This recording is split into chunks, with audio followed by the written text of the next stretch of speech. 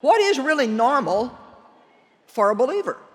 You see, what's normal for the world is almost always not normal for us as far as looking at it in God's economy. You know, there's a world economy, but there's God's economy. There's a way the world lives, but then there's a way that we are supposed to live.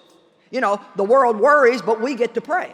So we don't want to pray and worry, because then we're still back in both of those worlds.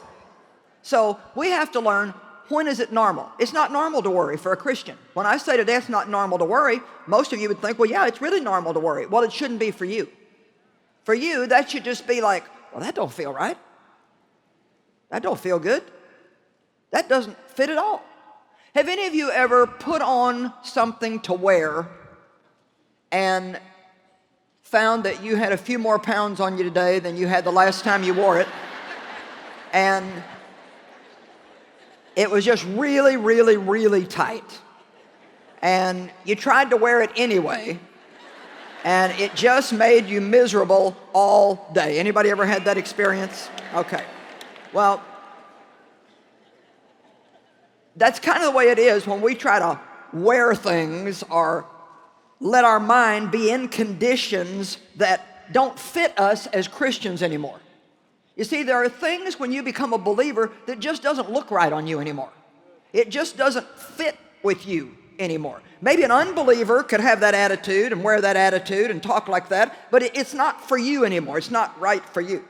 Well, it's kind of interesting, because as you grow spiritually, you begin to know that, so you put off those attitudes, you put off those thoughts. And as I have matured in years also, one of the things that I will not do anymore is wear something that's uncomfortable. I cannot stand it, not in the physical or in the spirit. So when is your mind normal? How should you be thinking as a believer? Well, first of all, I think that believers are supposed to have a made-up mind. We need to know how to know what we want to do, make our minds up that we're going to do it, and not change it every few seconds.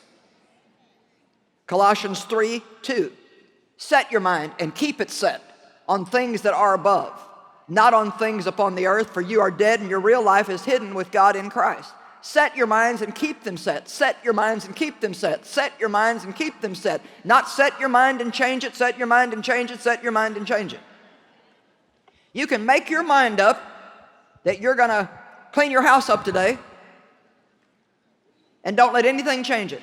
When somebody calls and says, let's go shopping, you can say, no, I've got my mind made up, I'm cleaning up my house today. Somebody calls and says, come on, I'll take you out for lunch. Nope, I've got my mind made up, I'm going to get my house cleaned up today.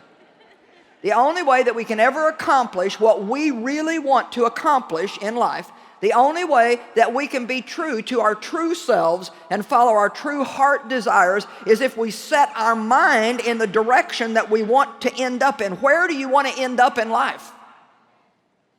Set your mind on that and stop changing it every time you turn around.